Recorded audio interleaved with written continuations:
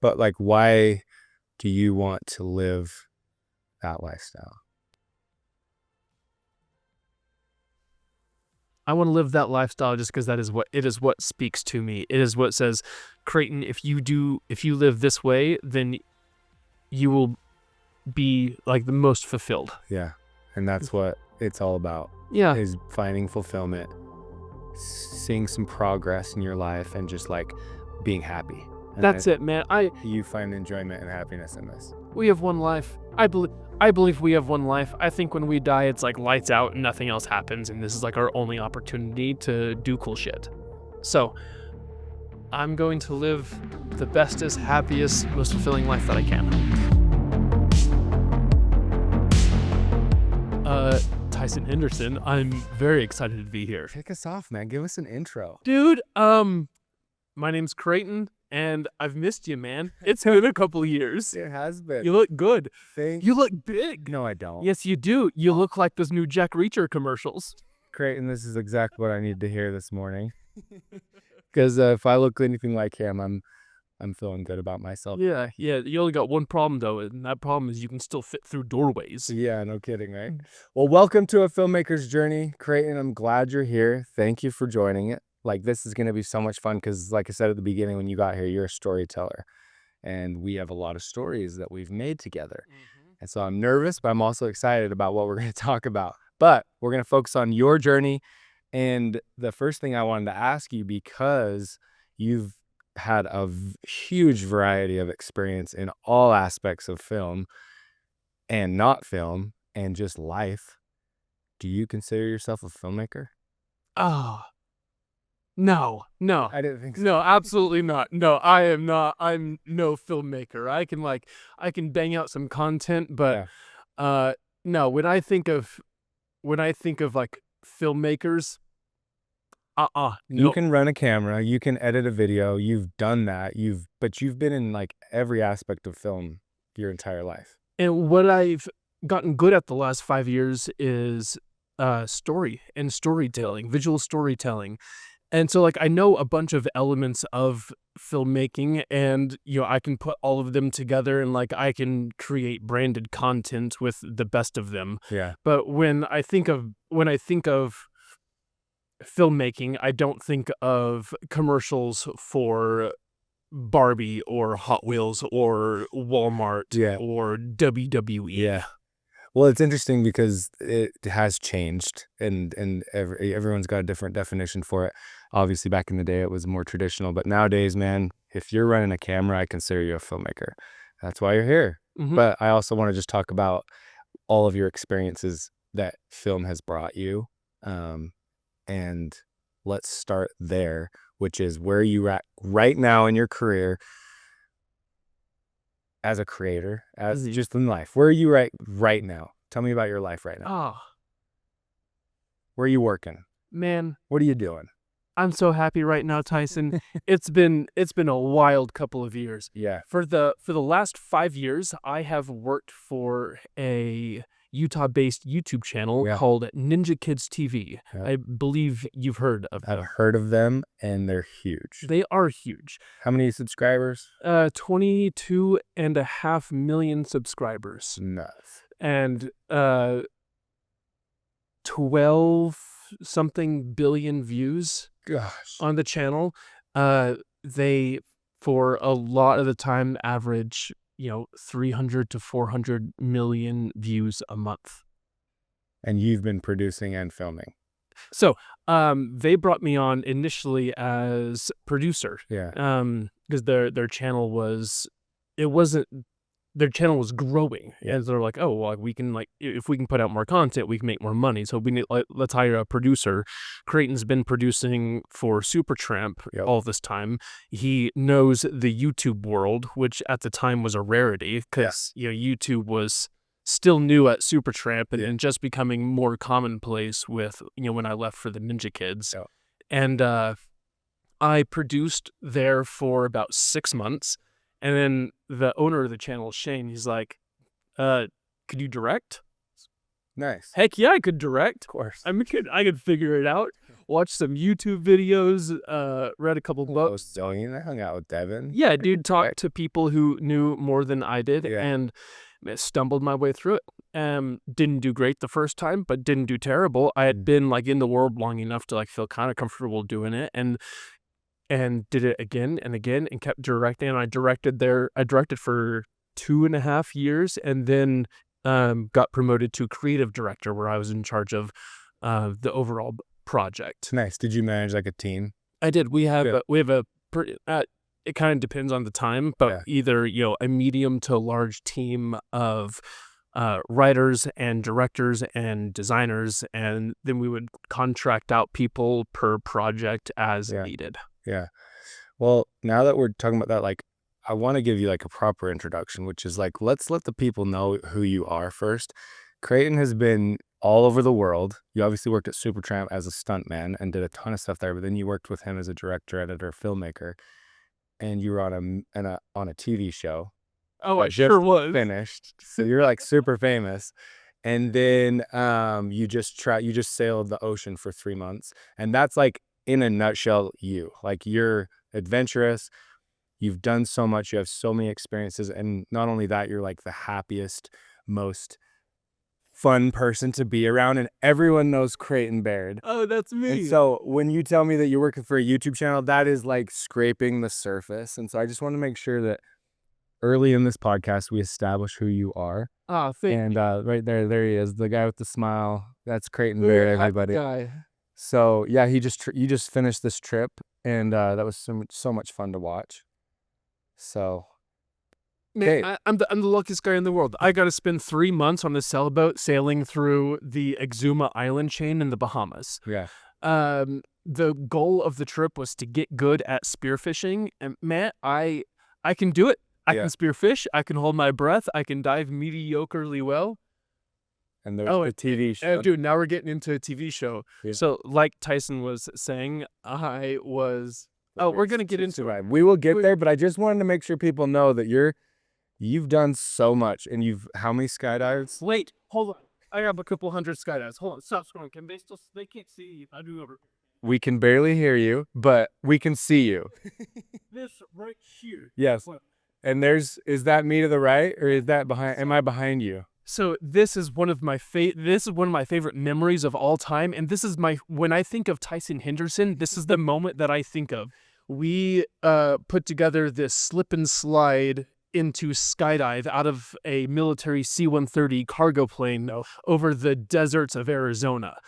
And so I'm holding this inflatable tube in my hand, and I'm like 3 seconds away from launching down this slip and slide into a skydive. And I launch off, I flip over on my back, and the last thing that I see is Tyson running out the side. Tyson like leashed into this full body harness, slinging like a red on a glide cam, I think. And he's hanging over the edge of this, and I'm like staring at Tyson as he just gets smaller and smaller and smaller. And you guys then immediately would just get sucked into the abyss. And I almost immediately, out of this plane, something fun happened. There was a pretty big burble behind it, which is like an area of dead air because of like the size of the aircraft. And so when you jump out, it's calm for like 1,000, 1,000, and then you get hit with like a wall of wind. Yeah, dude, that was one of the last shoots I did with Supertramp, and so that stands out to me as like one of the coolest videos we ever did together. But we've done so many cool shoots together and have had a lot of really fun experiences, and we're gonna get into it, man. I'm excited. Okay, now that we've had a proper introduction and we actually understand that Creighton is amazing and has had so much fun and a lot of cool experiences in your life, anything else you want to touch on as far as your career goes right now? So, interestingly enough, I applied for a position at a company yesterday. No way. I did, yeah. I'm looking for my next step in whatever my professional career is. The channel Ninja Kids that I've worked for so long, work there is slowing down because the family, like the kids that we've shot for so many years, they're aging out. Yeah, I was gonna say they're growing up. The oldest one just got married 2 days ago. Whoa, that's crazy. It's crazy. And so they were just little when I remember you started working for them. They sure were, yeah. And so in 5 years, they went from these like little kids to now they're all like getting close to graduating high school or like have already graduated and are married. And so there's still some work to be done, but it's time to move on. Yeah. Look Yeah. for something else. Look for the next Looking chapter. for something else. Yeah. Is it going to be down the path of, filmmaking, or is a creative, like being a creator? It sure will, man. Oh, good. So I get my satisfaction and fulfillment from life not in filmmaking. Yeah. I get it from, climbing or canyoneering or skiing or, jumping out of things. Yeah. That's what satisfies me. And so filmmaking, I enjoy the challenge of it, but I treat it not so much as a passion that I take like really personally, Yeah. but as a means to an end. Yeah. That like shooting this will allow me to get to do what I want to do. Yeah. Very cool. Yeah. I'm excited for you. So I'm curious, this will be different for you because a lot of the times I ask, okay, when did you get the spark to be creative or be a filmmaker? But I think for you, it might be a little different where it's like, when did you get involved in this world? I know the exact moment. And did it speak to you? Was it like, this is what I want to do? Or was it just like, I'm going to do this, and then the next thing came and the next thing came? Or did you have some kind of like wow moment of like, this is the coolest direction to take my life / career? That's why it's because like a lot of the people I've been talking to, it's like, yes, my mom had a video camera with a VHS player, and I just love to do it. And so it's like, that's why I'm excited about asking you the question is, it's like, where was that initial spark for you to get into this industry? Do you know what's funny is that my initial spark for this comes from the same place as so many other people's. Okay. Man, it's probably the same as yours. Yeah. Yeah. Do you remember yours? Your spark moment? It was, yeah, and I even talked about it in my podcast. It was the same thing. My mom had a massive camera, and she had the VHS. It was a big old VHS one you slapped in, and she would just like give it to me for birthdays, and I would shoot things. And I just remember loving that. But it wasn't for me, it wasn't like, this is what I want to do. It was just something I liked to do. Yeah. But then I started editing, and it was like, there's something here. I want to be a movie director, but obviously didn't go that direction. Was it really like that for you? No, it wasn't that. No, but that's very cute. But now I'm really curious. Dude, mine, like so many other people's, it's like I didn't know video production was a thing until I met Devin Graham. Oh yeah, well, see, that's the thing. Okay. I knew I wanted to go into filmmaking and be like a movie director. It was Devin that steered me down the other route, which was a new world, and that was social media. Yeah. The content creation online. Yeah. And seeing that as a career. Yeah. So it shifted for me because I was already going to school. So we do have that in common. But mine started a little before that, just changed. So yours started with seeing Devin Graham. So like so many people that like so many people, man. It was 2011, I think. I was in college, and I was friends with a girl named Lindsay Sterling. Yeah. I didn't know that. Mm-hmm. Interesting. Were you guys both at college together? We lived in Provo together. I think at the time I was at UVU, and I forget if she was in school, or this was before she went on and became Lindsay Sterling. I didn't know that's how you got linked up with Devin. That's cool. And my older brother was friends with her, and Lindsay came. She was one of our climbing canyoneering friends. Where? Yeah.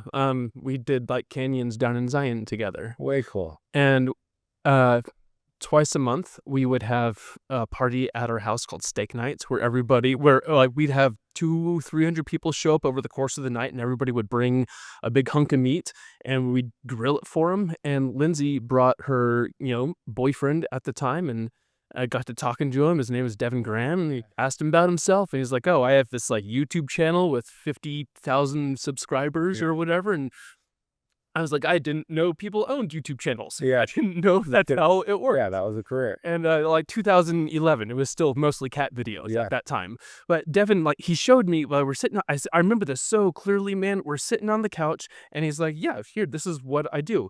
And he shows me on his phone, and man, it was good. It wasn't a cat video. Yeah. He was able to capture these moments and emotions that I hadn't seen captured before, and he was incorporating movement into his shots, and 2011 when like everything was just locked off at the time. Yeah. It's like, holy crap, this is so good. Yes. And I come from a rock climbing, rope swing, rigging, canyoneering background. And at that time in my life, there was a rope swing that my buddy Brock and I had created in southern Utah off a 150-foot tall. So you guys created that. Like you guys were the OGs. Oh, dude, we sure were. People had been rappelling the arch for decades, I think, since like the 70s. But Brock and I were sitting up on top of that arch at like, hey, there he is. The short hair version. Dude, that's a cigar burn in the back of that 1970s jet. Dude, who would have thought? So two dynamic ropes. And let's tell the people like how smart you are when it comes to this stuff. You're not just hucking. Oh man, you guys are such good canyoneers, and it's like you tested it. And that's my little sister, Hayden. And sorry to interrupt you. Yes, I'm very good at rigging. Obviously. This was a really special day. This was the first video that we ever did with Supertramp, and there's Bubba, and a bunch of like this is all my best friends and my family and my roommates. My mom is in this video. Oh. Like my mom does this swing in this video. 60 years old, she jumps or more falls off, but she does it. My little sister's in it. My brother proposes to his then girlfriend at this day under the arch, and then we all rappel down with champagne or like bubbly. Yes. I had no idea. Yeah. Dude, there's so much more backstory to that. So going back to the party. I was like, hey, Devin, I showed him a clip on my phone of like us swinging this arch. Yeah. Just, we have been swinging it for a couple of years at the time. And I was like, well, we do this thing that, visually it's pretty cool. Yeah. You want to film it. Yeah. He said, yes. I said, let's do it this weekend. We got a group together, went down, rigged it, did it. He edited it, put it up, and it went nuts. Yeah. Viral. It was like the first thing I saw. Yeah. That's my mom. No way. Yeah. No, because I remember seeing the bike jump video, and Devin went into that and like how that turned into something, the alpine bike jump, and then this was shortly after. So it's kind of fun to piece these. So if you're watching these podcasts, there's a lot of things being pieced together as we kind of tell these stories. And there's the proposal. But that's amazing. So then you guys went out and did this, and it went nuts. Yeah, and it went nuts, and this video popped off, and Devin said, all right, Creighton, what else do you got? Yeah. And that kicked off the next 10 years. Yeah. I spent like off and on producing and working for Devin. Amazing. And so that's where the spark was. Like, as soon as I saw that video got a cajillion views and what could happen because of that, I was like, man, doing stuff on camera could take you around the world, and that is exactly what it did. Yeah. I cannot tell you how like eternally thankful I am to Devin Graham and the Supertramp team for like giving me the coolest like 20s experience that I could have ever dreamed to have. Oh my gosh. We did 30 something countries and filmed in most of them. And anytime if we're filming something, it's probably pretty fun. Yes. Yeah. I'm the luckiest guy out there. So cool. So then we don't want to just say, hey, for the next 10 years, I just did a lot of cool things. Can you walk me through those 10 years? Like, bring into your life experiences along with this, which is you obviously had the canyoneering video. Did you set up the Lindsey Sterling videos too? Oh no, that was all me. Well, you guys were friends, but Devin was dating her. Yeah, that's right. Yeah, okay. I didn't have anything to do with that. I'm thinking that there was an introduction there, but they already had established that. So it started there. What happened next for you? Like, was it just, hey, Devin, I want to work for you? Or was it like you guys were just in constant contact? Like, just walk me through. It was constant contact. A bunch of these, like the paintball warfare and this canal boarding, and even this, this contour one, the shooting the tube one with Vu Ray. Then a bunch of this stuff was just ideation, just idea generation. There's just like constant contact of like, what can we do next, whether it's branded or unbranded, because we at this time we were, Devin was starting to get some small sponsors, and getting bigger and getting bigger. And so yeah, coming up with whatever the next ideas were. And this one, the world's most insane rope swing ever. Yep. And that was when I very first saw you guys. Was after that I saw you guys at Buffalo Wild Wings. Did you know that? No. I only talked to Devin. I just knew who you guys were. But do you remember that celebration you guys did after that? Oh my gosh. Yeah. So that you were there that night? I was there with Haley and my sister just eating, and I was a total Devin Supertramp fan. Yeah. And I saw your guys' table, but I didn't really recognize anybody. But then all of a sudden Devin walks in and everyone's cheering, and I'm like, Devin Supertramp. Oh my gosh, babe, that's Devin Supertramp. She's like, no way. You gotta go talk to him. I would have fanboyed so hard. Then I started seeing like Seth. I saw you. I saw a couple other people I recognized, and I was just like, oh my gosh. And so finally I got the guts and went and talked to Devin, and then he was so nice and came and talked to my wife, and yeah, dude. So this is like, I remember this was came out. That's a cute story. Cute. Now let's move on. It's a cute story. Yeah, this was the second rope swing video that we did for the channel. This is also in southern Utah, but not off an arch. This is a popular highlining canyon, but this rope swing, we didn't invent this, but we just went out and rigged it. And you have the same jacket, and that was on purpose. On purpose, yeah. There's a couple of these rope swing videos, and I wear the same. Oh yeah, same jacket, even in Greece. Yeah, I forgot about that. But this video is kind of special to me. This was a video that I like pushed for pretty hard. To do. I didn't actually have to push very hard. Devin said yes immediately, because I mean, look at it. But instead of waiting until conditions were nice, look at it. It is mid-January. It was getting down into the Hey, that's Shay Carl, like YouTuber Shay Carl. It was getting into like the negatives at night, and we're all camped up on this rib, but we were so amped to film another video that we just did it. And this video, can you back out of this real quick, and can you go to a video called Boyfriend Pushes Girlfriend Off Cliff? That's right. What I got about. So this video is a behind the scenes video from this rope swing day. I've been dating this girl for a couple of years at this time. Yeah, that one was 26 billion views. Dude, the funniest video too. Oh my gosh. And I just love the whole dynamic between you and her, and it's like, that's Creighton right there. Yeah. Freaking pushed. And so that is my girlfriend at the time, Jess. And this is our third day filming. And that morning in the tent, she rolled over and she said, like, baby, I'm scared. Because it's scary. Being up here tight in, knowing you're about to jump off is, man, even if you're a veteran and you've jumped off a lot of times, you still get the butterflies. Well, that's a free fall for a while. Yeah. Yeah. And she said, if I can't do it, then you can push me. Does she stand by that today? She absolutely does. Absolutely does. This that is obviously not on camera. Yes, of course. So Jess stands up there for 40 minutes and with 100 different countdowns. Our camera's okay. I feel like we've been going for a while. Okay. Do you tell him? Got it. Okay, sorry. All of a sudden I just had a panic moment.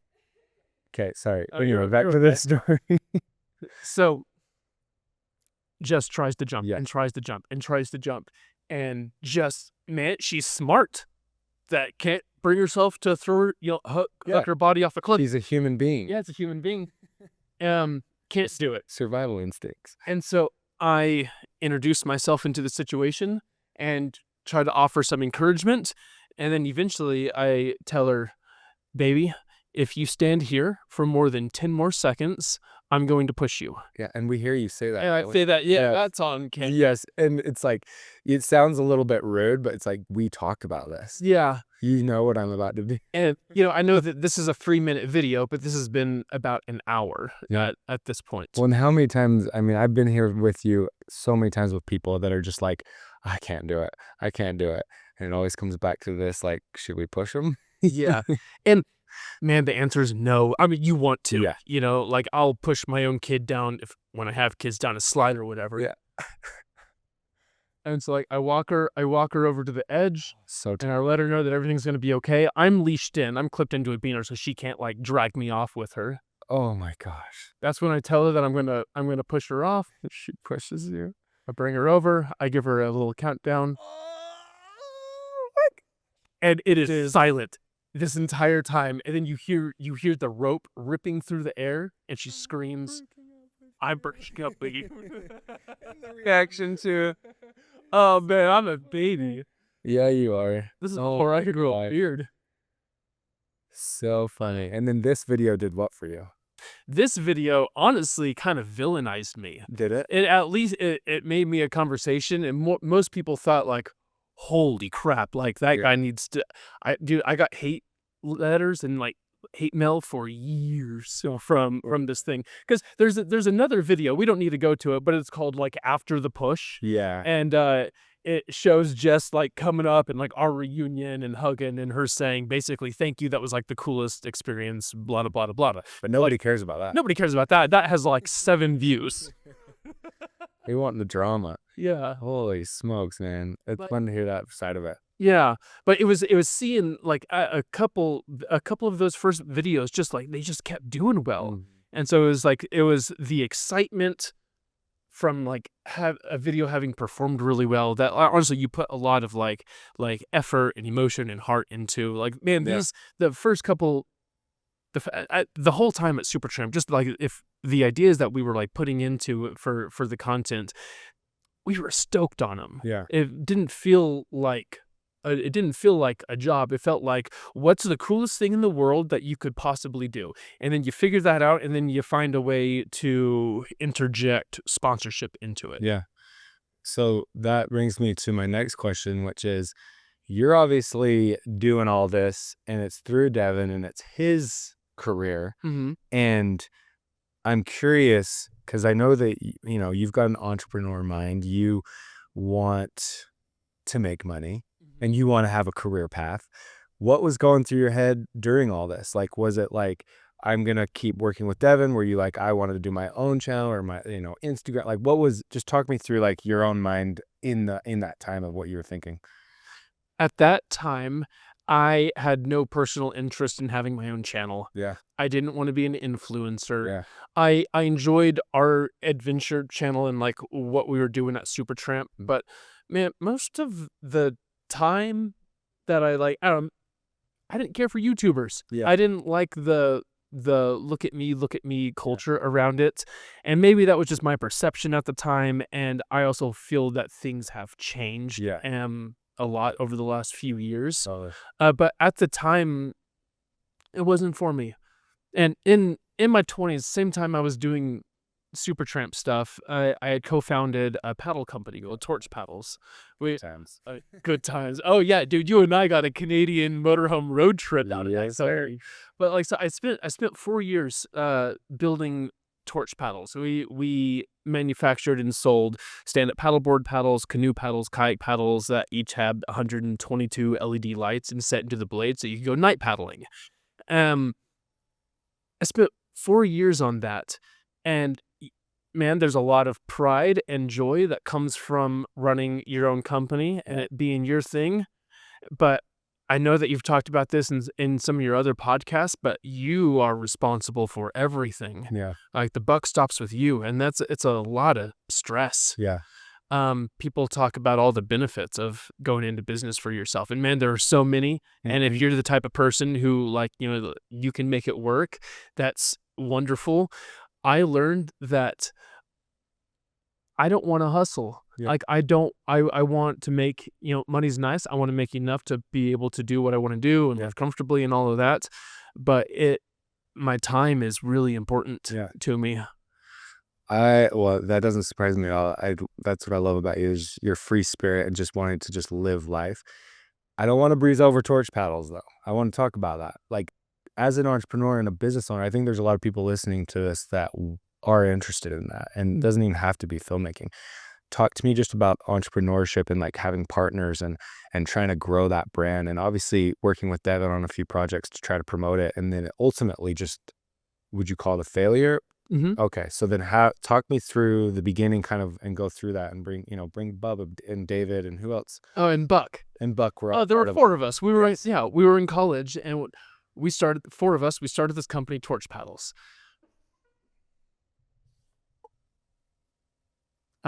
These are fun memories to think about. Well, it's fun because I forgot about that, and I'm so glad you brought it up, because that was a big part of your life, especially to learn that you didn't like it. Yeah. Yeah. And I guess I'll start. Starting a company in my 20s was one of the smartest things I've ever done. Yeah. I learned more in those couple of years than I did in college, as far as what works and what doesn't work. And like ultimately after 4 or 5 years, the company was unsuccessful. We were unable to adapt to make it work. And so we shut the doors on it. But what we learned, it was absolutely worth it. There were 4 of us. We started this company. We were roommates and we were best friends. And to sell these paddles, we did all of the online ad work, but we also wanted to go places in person. Yeah. So we bought ourselves a 36-foot Coachman Murata motorhome, and we went on a 6-month East Coast motorhome road trip to Canada, East Coast, Mexico, eventually back to Utah, hitting up like every paddle outdoor and surf shop along the way that we could. And after a couple of years of growing Torch Paddles, then we approached Devin and we're like, hey, we have this cool product and we have this cool idea for a video. Yeah. Devin said, yes, like let's do it. Let's put it on the channel. And that's when you and I got our first, like, when I first met you, I think it was, or like, remember meeting you, it was Havasupai. It was like the Havasupai cliff jumping video. Oh, yeah. Within like my second real, like, where I got to like know you well as a person was our motorhome road trip for Torch Paddles to Canada. Yeah. Yeah. And how do you not get to know each other well when you're bunking in a RV all the way to Vancouver? Maybe because do you remember how many people we had in the motorhome? Probably like 15. We had fun. I think 15 is the number that I normally use. Yeah. And a lot of them got left at the border. That's something that I forgot about until recently, and I was like, oh yeah, that's right. Some people didn't make it to Canada. It turns out if you have like I don't know, I forget what the crimes were, but they won't let you across the border. In your past, really. Yeah. Yeah. So we are shooting a Torch Paddle video up in British Columbia, just north of Vancouver. What's it called? It's called the Lions Bay Slide. The game plan is to kayak and paddleboard and whatnot down this man-made drainage canal that takes you out to the ocean. And it's at a steep angle, and you get going real fast, and just like visually, it's stunning. And there had been a kayak video like the year before that had done really well. So we were like, hey, we're gonna like go do this thing. And so we pack a dozen column cast, just like of our friends, into the motorhome. Yeah. And then you and Parker Dakota came with us. Dakota, that's who. And then Parker flew in and met us for one of the videos. Yeah, because we shot 2 out there. Yeah, he came with this. It was that waterfall slide. And he helped with the canoe one. That's right. Yeah, and there's Torch Paddles. Yeah, dude, there's Strat with the map of the world tattoo. I'm gonna see him tomorrow. Oh, I miss that dude. What a vibe. Yeah, the Strat is a vibe, dude. That hair, the necklace. Yeah. It's got $1 million smile. We both grew up without dads, so we connected with that. Oh, so fun. For Father's Day, Strat posts a picture of like him sitting next to an empty lawn chair on the beach, and he's like cheersing a beer. He's like hanging out with my dad. Yeah, I love that. That's so fun. Did you hear about? Oh yeah, guys, I High on did. So these guys that we're doing this with, it's the High on Life team. They were British Columbia-based YouTube channel and clothing brand. Yes, and they were killing it. Man, nicest guys, so much fun, salt of the earth, traveled the world doing good things. And they had just launched like this massive course, which was so before its time. Yeah. And unfortunately, I'll let you tell that story. A couple of them died in a terrible accident. They fell into a river and got swept over a waterfall. 3 of them. And it was Riley. I can't remember the guy's name, but then his girlfriend was like, her hand was like lion's mane or something like that. 'Cause she had really big curly hair. Yeah. Yeah. Well, this is the one. Yeah, and then this one too. I forgot about this video. Jeez. This wasn't its own video. This was just like a little. That was like part of it. That's right. Yeah. We just had to insert. Ooh, dude, you go so fast. If you were to flip over, you would grind your face off. Yes. Do you remember when I went down without a kayak? Sure do. Yeah. How's your butt? Completely on. See that? Just my nails. How's the scarring? Well, because at the beginning of this trip, we went down and the low tide showed all the rocks. And then we go to the next day, and I thought for sure I was going to hit a bunch of rocks. Yeah. It was so scary. But then when I got to the bottom, the tide had risen enough that I didn't get touched. Yeah. But that was wild. So this is the one that we went down and shot for torch paddles. Love. And then can we show the other one for real quick? The waterfall. Oh, yes. The rock. There it is. Oh, yeah. That one right there. Can you click on that thing? No. YouTube's changed. So there's this place called Lynn Canyon just outside of Vancouver. It's like waterfall slip and slide Devon Super Trap. Yeah. So in Lynn Canyon, there's a cliff jumping circuit. It's like a dozen cliff jumps you're kind of forced to make once you're in this deep slot canyon. And this is the start of the cliff jumping circuit. It is a natural slip and slide into like 35 foot waterfall. And it hooks you forward. So many people jack their necks up. Ladies and gentlemen, Paul swimmer. I know Paul, dude. I talked to Bubba and caught up about Paul a little bit, and oh my gosh, this thing was so fun. He's happy here.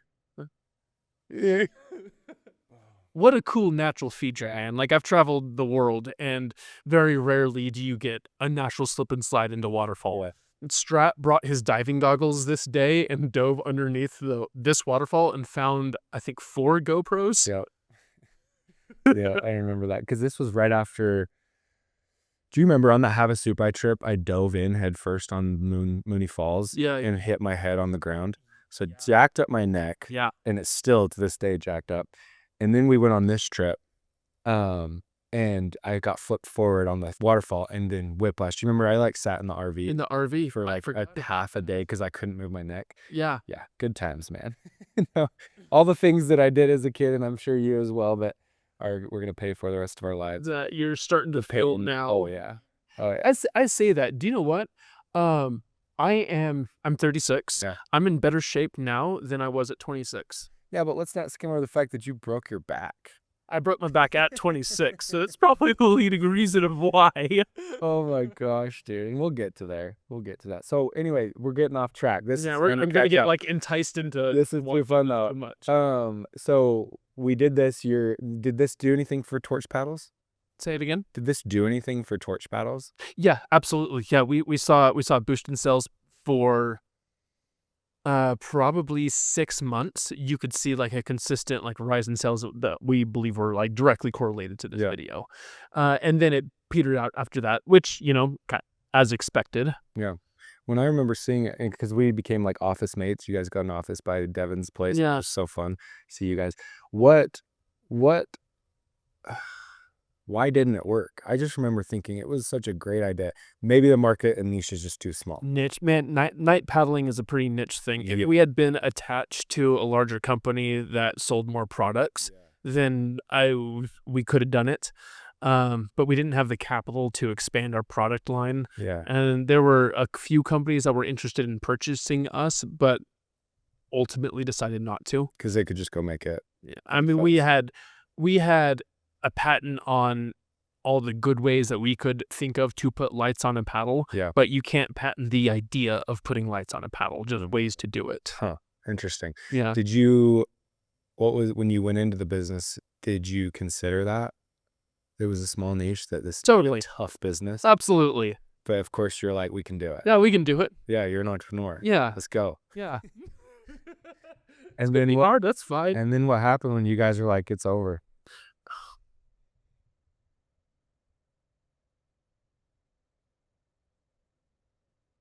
Do you know what? It ended, the business ended right about the same time that I broke my back and I was out of commission for wait, is that right? Oh, actually I might be getting my timelines wrong. Never mind. What was your question? Wait, what happened? What was it like when you initially decided to close the doors? Like, were you guys upside down? Were you guys like, this just isn't working? Or was it a partnership thing? Like, what was it that ultimately made the business fail?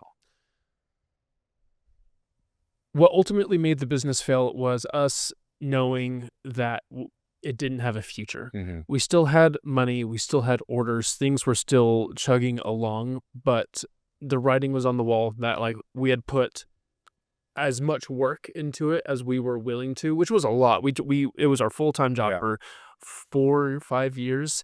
So we decided to go ahead and just close up shop while we were ahead, right before we were in debt or like owed anyone anything, but like while we could still like go under with, you know, a little bit of cash in our pocket and our heads held high. That's not right. Even if we went like under and owed money, who cares? Yeah, no, it's the experience. Yeah. And the failures, which aren't failures, they're learning experiences. So during these 4 or 5 years at Torch Paddles, what was that relationship with Devin? Were you getting paid per project? Like, how did that work? So I would Were you still making money with him during this? It was when I was doing Torch Paddles, then Devin would just hire me per project. Yeah. He'd let me know like, hey, we either we're looking for an idea for this, like do you have anything? Or he'd let me know like, hey, we're going to go do this thing. Either, you know, come be in it or come help with it in this aspect. Got it. So you're still making money with him. And then when you decided to close the doors of Torch Paddles, what was next? How did you survive? Was it still with Devin? No, for after Torch Paddles, I went on to work as director of content creation for a company called Uncharted Supply Co. based in Park City. They are a emergency preparedness company. Yeah. They do, you know, food storage and like 72-hour emergency kits and medical kits and things and pack rafts and waterproof like dry bags and things of that nature. Yeah. I worked there creating content for a couple of years. And then got to talking after 2 or 3 years there, I got to talking to Devin again, like more regularly, and I went back to Supertramp, right after Carter left. Yeah. Right after, right after Carter left. And you and Bubba both went on at the same time, because I remember that, like, you guys went on as employees at that point, right? That's correct. Yeah, we went on full-time salaried employees. I didn't realize you had that job. So that was like Torch Paddles and then the job Uncharted Supply were all during my tenure at Devin Supertramp. Yeah. So you were basically being brought in per project while you were doing all that. That is correct. Nice. Yeah. Why didn't I know that? You were doing the Uncharted. Maybe I did. You probably did. I don't know. I forget You just that I didn't did talk it. about it. Yeah. I mean, it was my full-time job for 2 years. I talked about it as much as anybody does talk about their job. You would rather talk about the cool experiences that you were able to do, because we went on a lot of other trips. What are the ones? Oh, dude, here I have a list of like you and I like was thinking about this last night. I was like, what are the things that Tyson and I have done together? And I'm excited to hear your side of it, because I have the things I remember, and then you have, I'm sure, things you remember. Like the videos that I have like good memories of. Yes. Was you and I together. Cliff Jump Have a Soup Eye. That was the first time I ever like saw you throw your signature Tyson gainer, which this beautiful laid out slow rotation. I was like, that man is a golden god.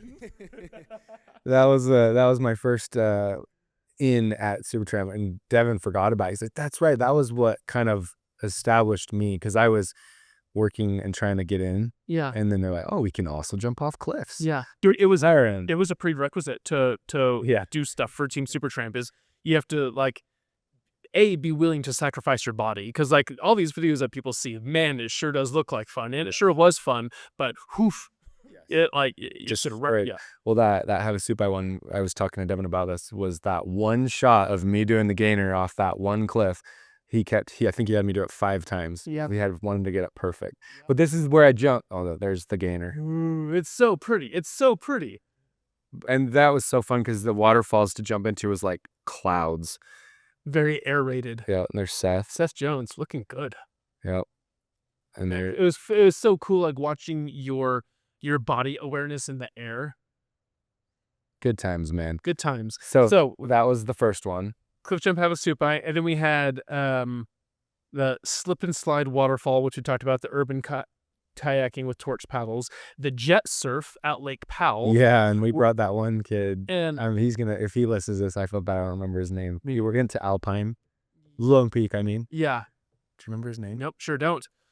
But I remember, so Tyson, he brings me out to Lake Powell to shoot this jet surf video with a bunch of the prettiest foreign girls you've ever met on these like electric boards. Yeah. And my like big memory from that is you were chasing the girl. You were chasing the girls from a wakeboard boat.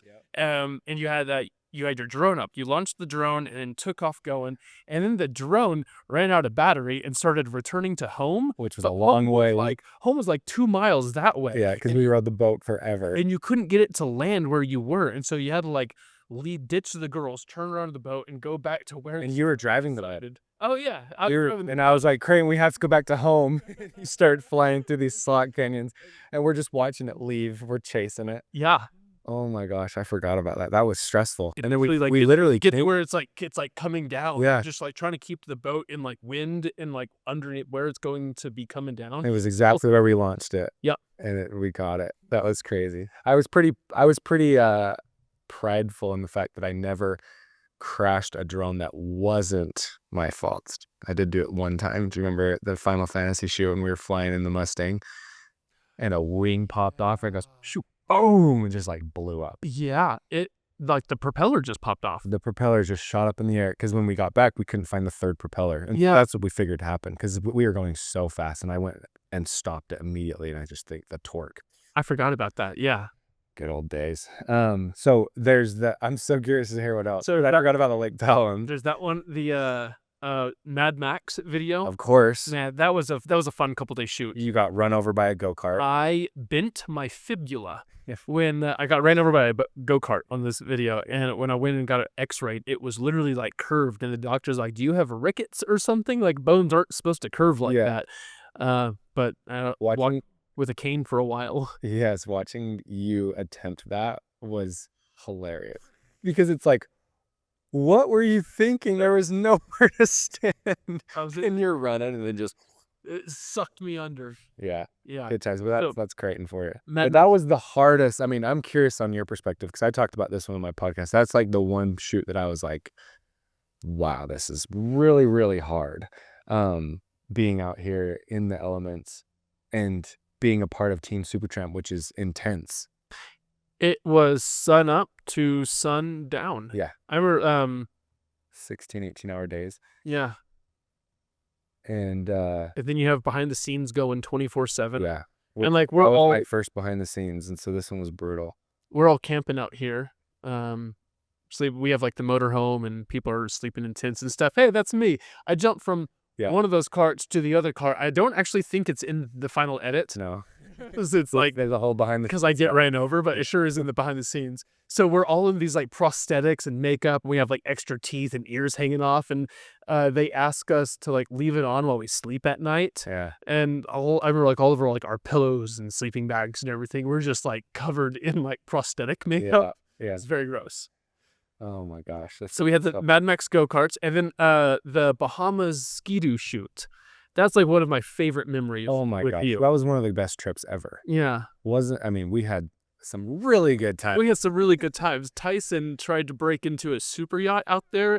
Not only did I did. Yeah. He like I don't think it's on YouTube because this was this, and I talked to Devin about this. Supertramp Bahamas. If you do that, it'll work. Oh, because we did make videos for the vlog. Yeah, it's like it's not like a Ski-Doo commercial. Because Ski-Doo made a commercial for it. That was a big part. There it is. Look at you. And there's me on the thumbnail. that was a big thing that I talked to Devin about, was like, I saw this opportunity and I was like, I don't know if I told you specifically or if I talked to Carter, but I was like, we could do more of this, man. And we didn't, and that's why I left. We do more of this, but like just these commercial shoots. But yes, this is one of the best trips ever, man. We spent a week out here in Paradise with Tyson behind the camera. There's Creighton. Marshall, Paulina. But yeah, was it 5 days out on the Bahamas, just living the best life ever with some of the coolest people ever. And we were shooting it was a commercial, but it was shot like a TV show. Yeah. And there's like 3 events that we were doing. And one was bowling, one was golfing off the Sea-Doos onto the land, and then diving for keys. That's great. Do you remember that when they were out on the keys, or getting the keys in the water? It was like a competition. Yeah, and it was super rough water that day. It was the only bad day, actually. There's strap. Yeah, this was like the vlog style. Yeah. And then a little bit of what we saw earlier, the slip and slide to skydive, which is like top 3 coolest things I've ever done in my life. Yeah, for sure. We did some like PAL trips in there. Yeah. Trying to think if anything else stands out to me. But yeah, so this was your life, but it sounds like you had a full-time job at the same time. Sure did. And you did this at the same time. Very cool. So this is like the next chapter, which is you're working at Supertramp. Talk to me now about having a job at Supertramp versus just being project to project. What was that? And that was like during COVID. That was a rough little while. I was at Supertramp for I forget how long. Yeah, a couple years. Yeah. That second time, like full time. I left, both Bubba and I left towards the beginning of COVID. I mean, like 6 months into COVID, like all the brand projects had dried up at Supertramp. Yeah. It just didn't seem, there was nothing on the horizon. There was no way to make money. So that's when I left to go to Ninja Kids. Yeah. And Bubba left to go work for I believe Ragnar. Yeah, that's right. And then I approached you guys about coming to work with me at Lumio. That was such a crazy thing, the fact that I almost got you to come work there. I'm glad you didn't. That's what it feels like. Yeah. But man, Bubba and I talked. We'd worked with you wherever. Yeah. Like, it didn't matter. That was Lumio. It could have been, a dog poop company. Yeah. And we've been like, oh, with Tyson? That'll be so fun. But yeah, it was a wild experience. But I think we could have had fun, but it just went. I think it was right after we talked, it just started to go down. But ultimately, it turned out to be a good thing. And so you're working at Supertramp. You go work at Ninja Kids. Does that bring us to now, or like let's? Oh, dude, can you hear? I know where to pick this up. Say it there. Do it. Okay, great. So I spend a couple years at Supertramp, and ton of fun. Those last couple years there, like a lot of good projects. Got like really close to Devin and Zane and Bubba, and we had group lunches together, and just like the team dynamic was really good. We'd play Super Smash Brothers every lunch, and whatever. It was just like a great team dynamic. Yeah. And then when it was time to leave, it was time to leave. No hard feelings. Yeah. Spend a couple years working at Ninja Kids, and when I'm at Ninja Kids during that time, I get married to Paulina, who you knew well. Like, where do I know Paulina? She came to Bahamas. She was on a lot of the shoots. Shoots. Yeah. So I dated Paulina for a couple of years. Yeah. And then got engaged during COVID and tried to get married during COVID, and it was like weird and complicated, and so we're like, all right, screw it, we're eloping in the desert. So we go and elope in the desert. Yeah. We're married for a year and a half and then get divorced. Yeah. And we get divorced on a Monday, and on that Thursday we get a phone call from a casting director in California. And they're like, hey, there's this TV show. It's a survival show, and we're looking for a husband and wife couple to be on it. Are you guys interested? We're like, not married. Yeah. Not married, not interested. Actually, just got divorced a few days ago. Yeah, we're like, we got divorced like this week. Yeah. And the casting director, I heard him go silent for a second, and they're like, really? Like, you got divorced? And they say like, that's even better. Like, are you sure you don't want to do it? And we're like, we're sure we don't want to do it. Yeah. And they say it's for $500,000 if you win. Yeah. And okay, kind of interested. Yeah. What is it? Yeah. So Paulina and I, we watched the first season of the show. It's a USA Network show called Race to Survive. The first season is in Alaska, and that's Paulina and I. By the way, Devin and I talked about how we use your scream, your laugh, and Paulina's laugh and scream in like all the videos as the scream and the laugh, because you guys both have the best laugh, and the best screams. Yeah, it's like Paulina scream. Use that. And Creighton screamed. So we watched the first season. We're like, holy crap, we actually could have won. Right? Yeah. We would have done pretty well. We would have been in the finals. So we say yes, and I spent. But before you say yes, you called me. Do you remember that? You before we said yes. You're like, I've got a situation here, and you're not gonna believe it. And I was like, what's that? And then you gave me the lowdown, and I was just like, okay. What do you think, man? I don't think I gave you any advice, but yeah, man. I talked to you and like Devin and Bubba. Yeah. And Carter. Yeah. I got it. And we pushed you in the direction. Yes, all of y'all did. All of y'all wanted to see It's gonna be great television. Yeah, those are gonna be great. So yeah, my ex-wife and super recently divorced ex-wife and I compete for 40 days on Race to Survive in New Zealand. It's 9 teams, 2 people per team, compete against each other in a series of 6 multi-day outdoor adventure races across the South Island of New Zealand. You have the smoke jumpers and the hunters and the oil rig workers and the marathon moms, and you have like the divorce couple, which was fun to watch, the dynamic. But I want to hear, because obviously we know about TV shows, things are produced. What was the I want to hear the gritty side of like you and Paulina having to be together after you just got divorced. Oh. Is that okay? Yeah. Can I ask you that? Yeah, totally. Yeah. I want to hear about like how hard that was, or was it easy? You guys are such good people, and you're both so much fun. Yeah. Did you put things aside, or were you like fighting, or did you talk about your issues? Was it therapeutic? Totally. Great question. Yes, all the things. So like, no divorce is a good divorce, including our divorce. But when we got cast for it, then we did couples therapy, like post-divorce, pre-race couples therapy. Had a couple of sessions to just say everything we needed to say to each other and just get it all out before we like get hungry, cold, and tired and petty. Yes. And do it like out of spite on camera. Yeah. So in this show, you're not given food. You hunt, fish, forage, find your own food for 40 days. We lose a lot of weight and we get really hungry. Yeah. And like hunger doesn't make you a better person. Hunger makes you a worse person. Yeah. Hangry, yeah. But hangry for 40 days changes your psychology. Yeah.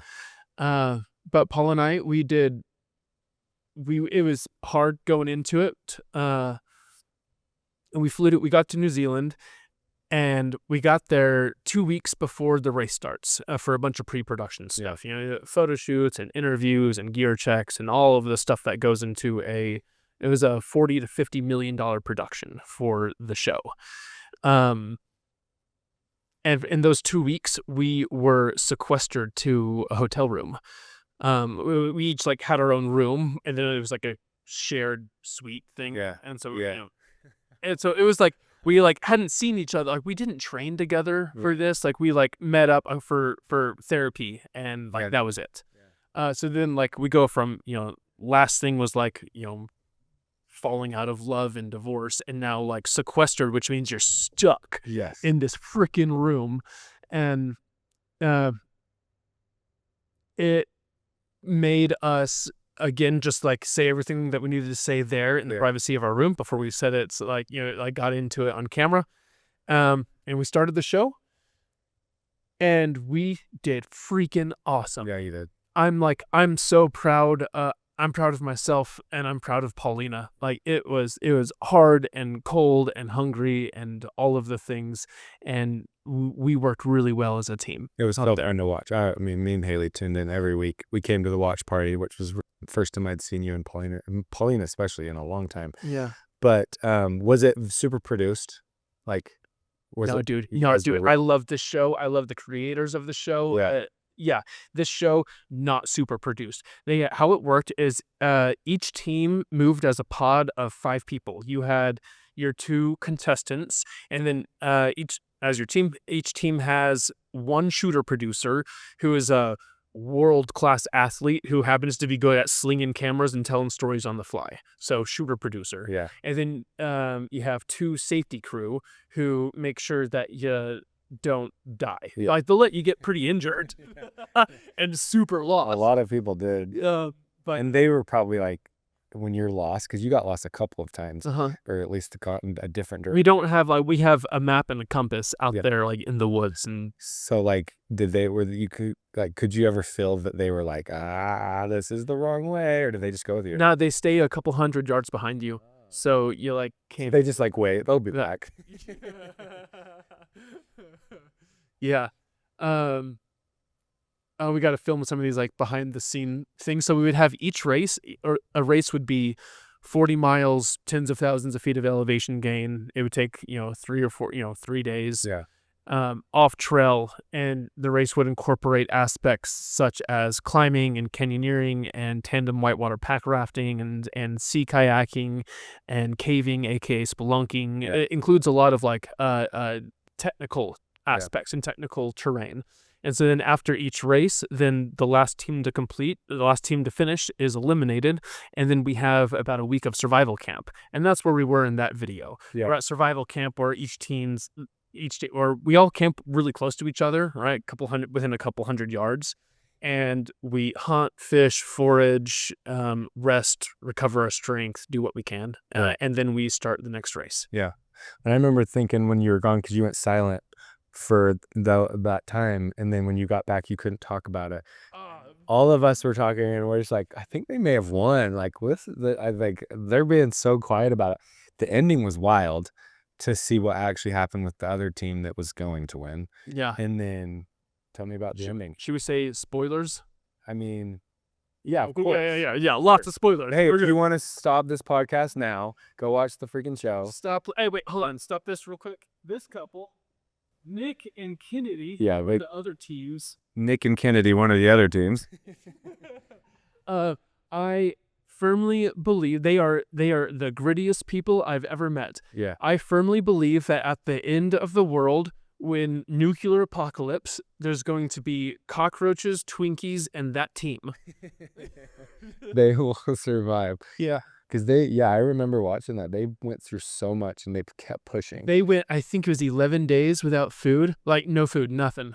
Cool. I watched Kennedy slurp the brain out of a hedgehog's skull cavity. And Nick ate the quills from a hedgehog. So I killed a hedgehog at the first camp. Yeah, I remember.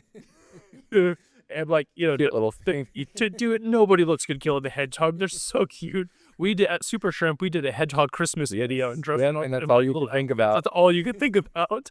It's like you're starving out there. Like Yeah. I ate like bumblebees and snails and like grass. And you were the eel like slayer, dude. You got a lot of eels. I got And eels. the eggs. Goose eggs, dude. Canadian goose egg. One Canadian goose egg is like 3 normal chicken eggs. Yeah, it's awesome. I'm really proud of how I did at gathering food out there. Like I'm an athlete. I'm an athlete, but I'm not a survivalist, right? Yeah. I can climb and hike and backpack and all that stuff. And we did 40 days out there. You're not allowed to bring a tent, only a tarp. Everything with you comes on your back for 40 days. So like ultralight backpacking gear is the name of the game, but you also need to be like comfortable and warm and safe for 40 days in the backcountry. And so it's a lot of it, and then like trying to ask your body to be in the best run up a mountain shape of its life, but you also want extra weight to lose because you're going to starve. It's like a weird thing to ask of your body. Yeah. So before we move on from this, talk to me about the filmmaking aspect of it. It sounds like you've got 2 people or one person that's with you. Tell me about that dynamic working with you and that person, the director producer. Dave D'Angelo was our shooter producer. I couldn't have like hoped for a better shooter producer. He was smart and with it, and he knew how and when to ask the right questions. With filmmaking this, it's really cool. Each shooter producer has 30 minutes of stop down time with their team each day that they have to take. So that could be broken up any which way. So we'd be like on top of a hill, and Dave would say, "Stop. We're going to stop down for 2 minutes." And he'd put 2 minutes on the clock, and then he'd run ahead and like set up an angle and like have us come to him or whatever. Or he'd like stop us down for 5 minutes and ask us a couple questions like, how are you feeling physically and emotionally? Yeah. Or like, what do you think about the terrain that you see? Like, do you feel confident in where you're going? He would Because ultimately that would slow you down. So he had 30 minutes to spare to make this happen. And he had to use it, even if you got like because like you're like literally like racing. It's a foot race. Yeah. And so like you would like pass teams that were stopped down. Like for the first couple of these races, it's competitive. We were finishing after 3 or 4 days of racing. Paul and I would finish within 20 minutes of 3 other teams. We were finishing so close. Yep. Like during race days, you don't have time to pee. You don't make food. You don't hunt or forage along the way. Not really. Like You just go. if it's like, you just go. So continue telling me about that relationship. Like he'd stop you guys, like set up shots, but also sit you down and ask questions. Yep, that's exactly right. And he would camp with us. Like if we had a nice campsite, he had a nice campsite. If we were in the shit when the race clock goes out, he's in the shit when the race clock goes out. Thanks, guys. There were a couple of times we were like in this like, alder choked hellhole or like on a boulder field when the race clock runs out, and you're allowed to travel like 100 yards or something from where you are, and like all garbage. And Dave was just like, really, guys? Like this is... So, but he's traveling with a ton of gear. So he's also got to download footage. Yes. Oh, no, I'm going to tell you about that. Is it so cool? So the safety crew, they carry most of the shooter producer's gear. Yeah. Shooter producer, he has batteries and water in his little backpack, and like some camera gear. The safety crew carries all of his like backpacking gear because they have sleeping bags and tents and all the same stuff that we do, except they have food. It's a big like they can't eat their food in front of us. They hike like a half a mile away and go like you can't smell it, dude, because you'd die. Yeah, you'd probably like Gavin. We would mutiny. We would unionize and then mutiny. Take them out.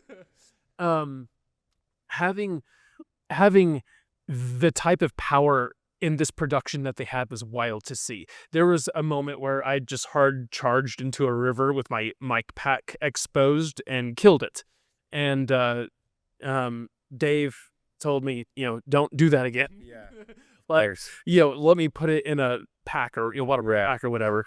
But he on the other side of the river, he has this radio piece, and he's like, I need a bloopity bloop, I need this, and this. And 6 minutes later, helicopter comes in, lands, give him a new mic pack or whatever else he asked for, and then takes back off. Wow. During race days, at any given point, there were go down to that video, that one right there, 475. They would heli bop us from race to race. Like we'd end, on a glacier, and then they'd like fly us to like the next race that's like in a sand dunes or something. Oh. And so we just got to like heli bop around New Zealand. But the that hangar that we were just in, that hangar and the airplane or the helicopter, so these were the only times we had like a roof over our heads for 40 days. Nice. Yeah. And was it just hours at a time that you were in these hangars? No, we did the hangar once, and it was for like 2 hours, and then the heli bops were 30, 40 minutes. But 2 hours.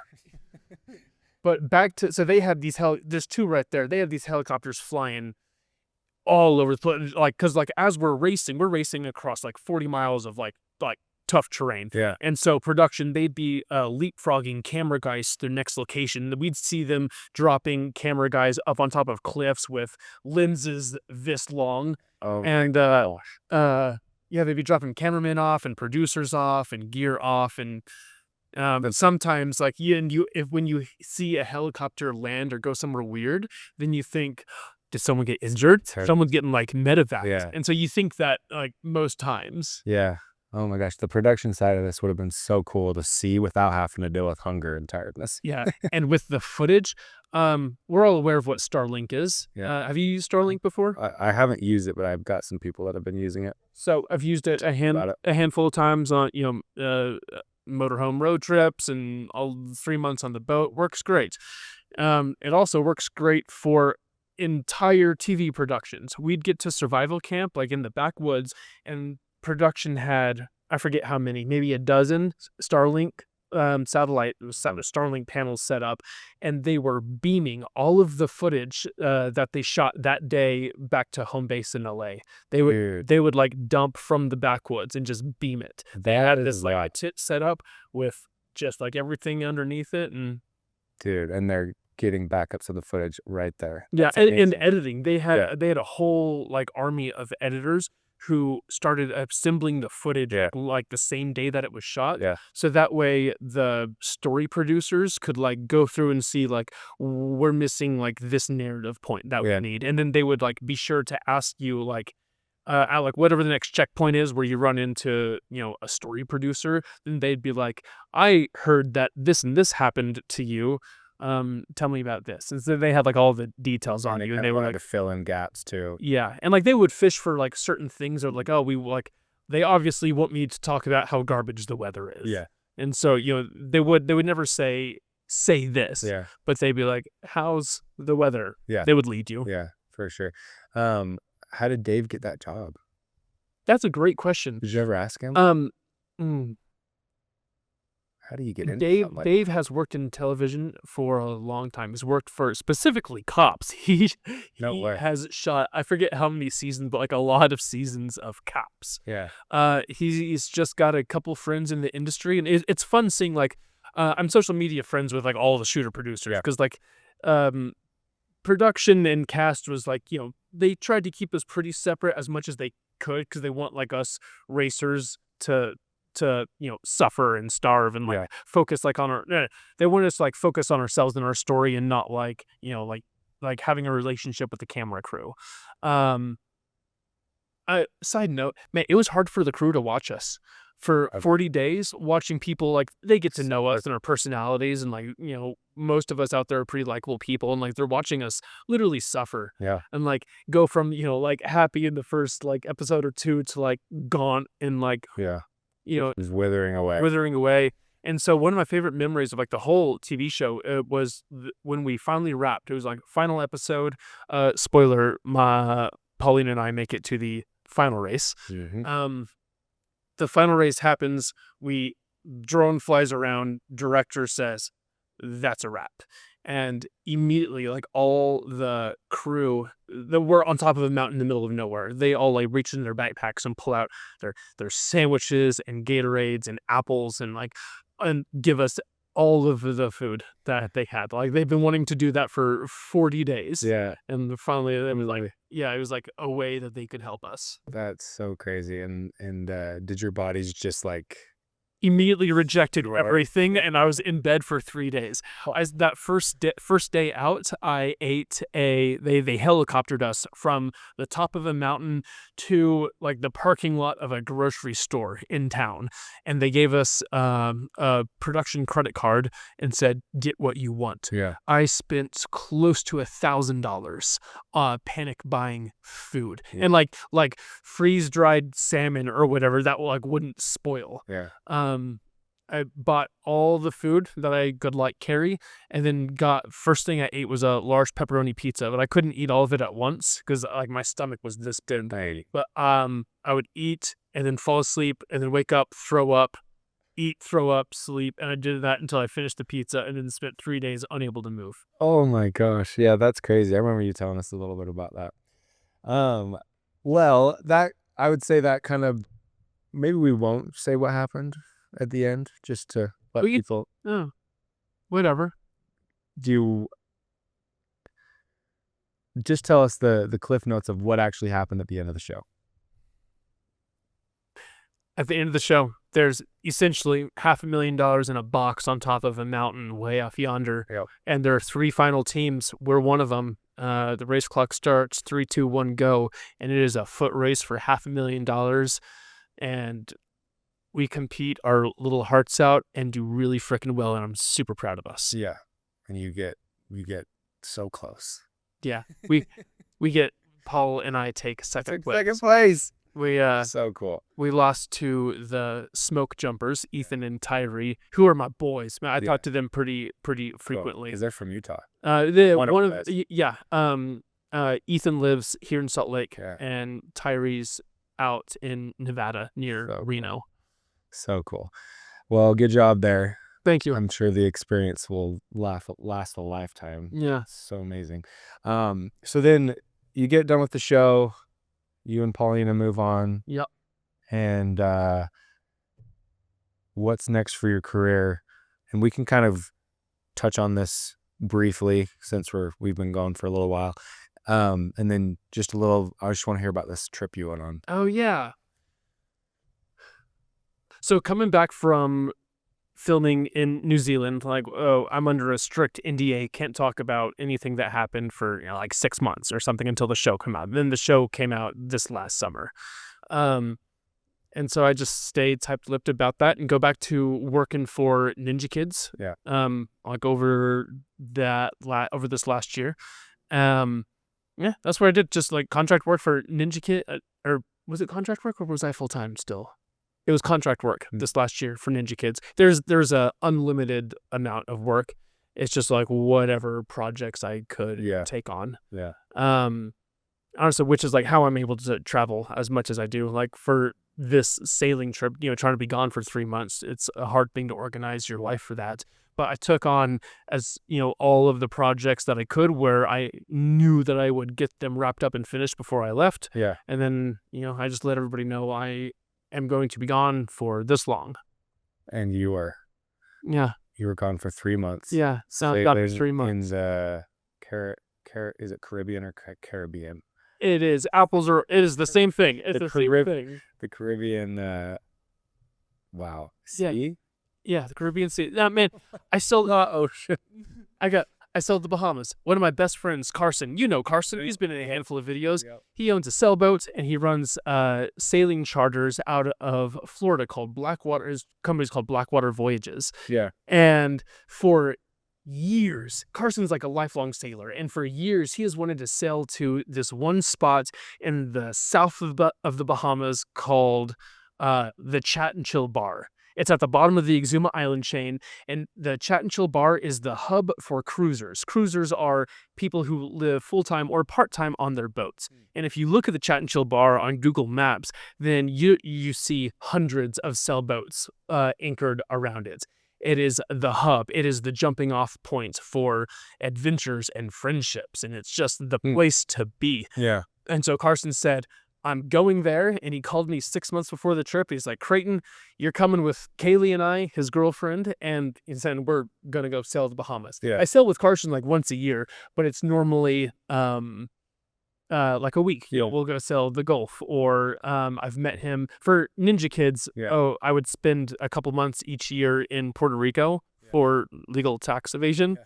And we would film out there. Yeah. And Carson bought his boat in the U.S. Virgin Islands and then sailed it over to Puerto Rico and actually shot a couple Ninja Kid videos with us. We did a surviving 48 hours on an uninhabited island in the Bermuda Triangle, and Carson's the one who got us there. That's so cool. You could hire him. So Carson brought me out, and he's like, we're gonna take 1 or 2 to 3 months, whatever it was.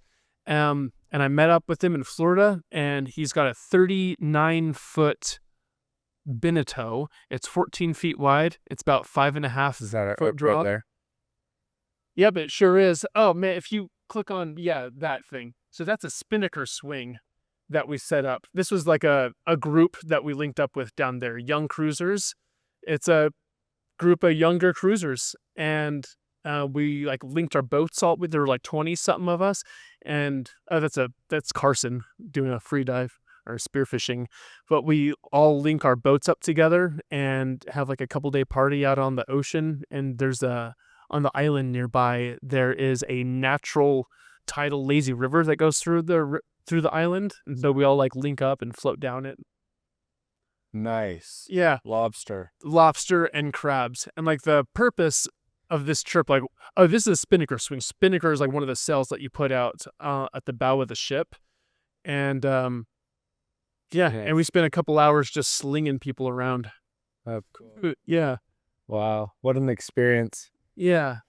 And what the coolest thing, one of my favorite things about sailing that I learned out there is we met hundreds of people who were doing this full time, and that included a lot of families, and Really? actually a lot of Utah families. Yeah. We met probably 5 Utah families that they got anywhere from 2 to 6 kids, and they live full time on their sailboats. And some people have been doing it for 6 months. Some people have been doing it for 10 years with their kids. Dude, that's intimidating. And it was so cool seeing how all their kids turned out. Yeah. They're so, they're cultured and well traveled, and like know how to look you in the eye and have like good conversations. And what's cool is like these families with kids, there are like groups of them that like they'll group together, and they'll be like, we're going to sail together this year. We're going to spend a year sailing the Caribbean, and like this is like our general itinerary. And they sail together so their kids like stay friends, and like they do like different like homeschooling on different boats as they travel, and they just move in like one big group. And man, after spending those 3 months on the boat, I'm gonna do it. Yeah. I'm going to live on a boat. Yeah. Either when I have kids with them or before. Yeah. What makes sailing amazing is, when you're little, like they talk about when you're little, everything feels more colorful. Yeah. And a little more vibrant. Yeah. And it's slow, right? Your childhood is so slow. It feels like it took up half your life, but it's because everything was new. And like, as you get older, you get more established in your routines and what you do, and your day to day looks more and more the same. And so life starts to go faster and faster. And I know that you know what I'm talking about. I feel like most of us know what I'm talking about. I know the feeling. I've never heard it in that way. That's really interesting. Yeah, like the older you get, the faster time goes. And I feel that. And you've got to see that with your kids. Like the older you get, you realize, holy crap, time goes so fast. It's annoying. Time slows down on a sailboat because every day is new, right? We're moving. Every couple of days, it's a new anchor. We're anchoring in new spots. We're doing new things. There are new problems to solve. Every day feels like it is 2 or 3 times longer than a day back in normal life. It feels like a life hack, like a real life. You're going to get more time on your life hack. Dude, that's amazing. Yeah. That's actually really interesting. But man, if it wasn't so intimidating to do, I'd be so intimidated to go sail the oceans. Ocean's scary. Ocean's scary. So that's amazing. I almost want to like let that be your advice, just so that we end with. But before we get there, the next stage in your career, now that you're back, sounds like you've applied for a job. Are you able to talk about that job, or like what's the next step for Creighton? Man, what does the next 5 to 10 years look like for you if you have a plan? You're not much of a planner though. You kind of take things as they come. Generally, that's right. Am I perceiving that wrong? I want to sail around the world. Yeah. I want to buy a boat. Yeah. And I want to spend 3 years sailing west. Cool. I know how much I need, and you're gonna go across the Pacific Ocean? I am. Woo! 40 days to the South Pacific. Wow. Okay. That's a hefty goal. Yeah. You go, South Pacific to New Zealand, Australia. No way. Up to India, south around Bangladesh, and then from Africa, then you can either do like Suez Canal into the Mediterranean, or you can go south around Africa, and then. Do you think you'll go around the world? I want to go around the world. I want to spend 3 years going around the world. Ideally, I'd like to do it with the family. Yeah. So that was my next question. Who would be that you would do it with? Ideally, it's a family. Someone who's probably mentally ill. Find someone there. Some poor woman, Matt. I don't know who she is yet. She's pill. But yeah, it's gonna be the greatest couple of years. Yeah, and it'll be like like the boat size. Like, what would you? Is it like that one? Yeah, 40 foot. Nice. Yeah, about 40 foot would be for 2 people. It would be perfect. I want a monohull. A lot of people like catamarans, but it's a lot more to deal with, a lot more maintenance, a lot more upkeep. Monohull. I like the monohull. That's amazing. So when you do this, let me know, and I will take an airplane to meet you. I'm not going to sail, but maybe I come out. We'll meet up in one of do a couple island hops. Do some islands, and then we do jump on the boat with you. Yeah. Go to some of the closer things. Yeah. And I'll bring my kids. So that's... Yeah, you would be the best host because you love kids. Love kids. I am. Yeah, I'm so good with them. Yeah, I love your kids, man. I like your kids have like energy and spunk and pizzazz.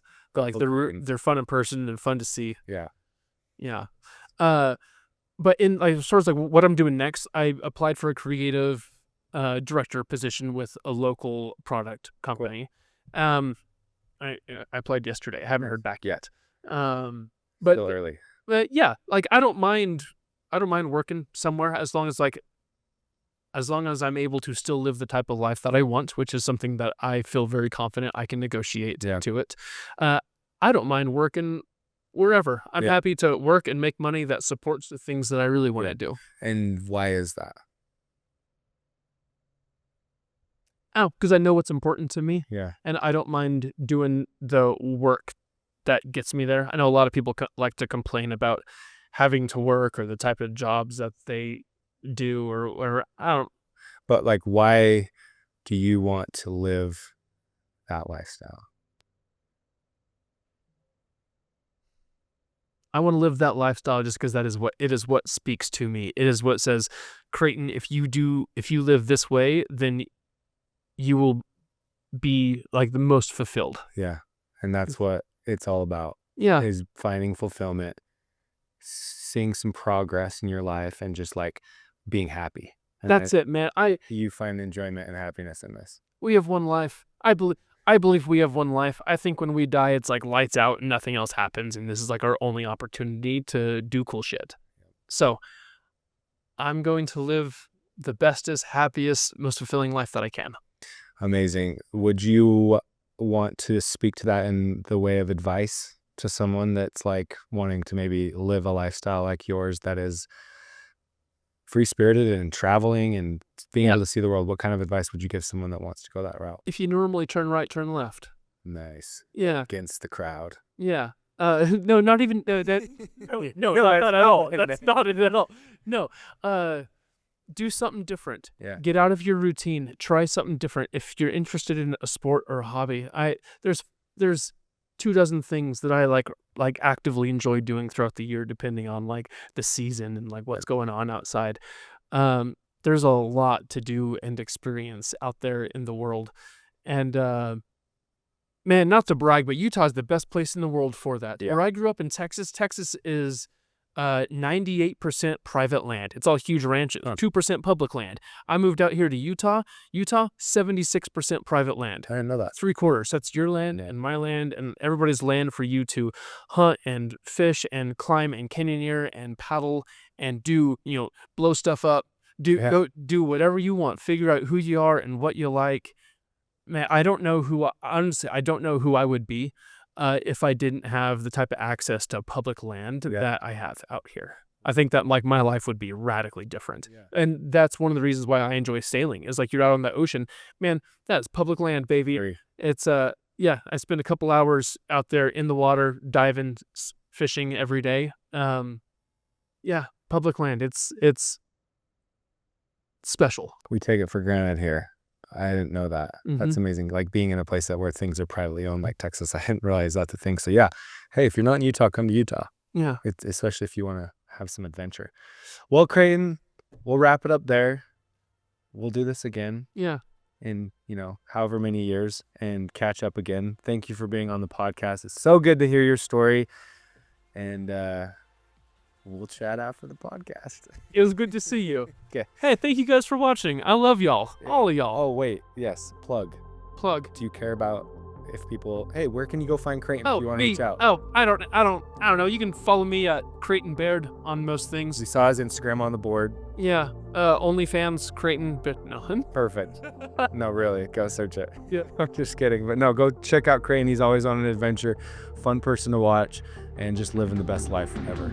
So, cool job, buddy.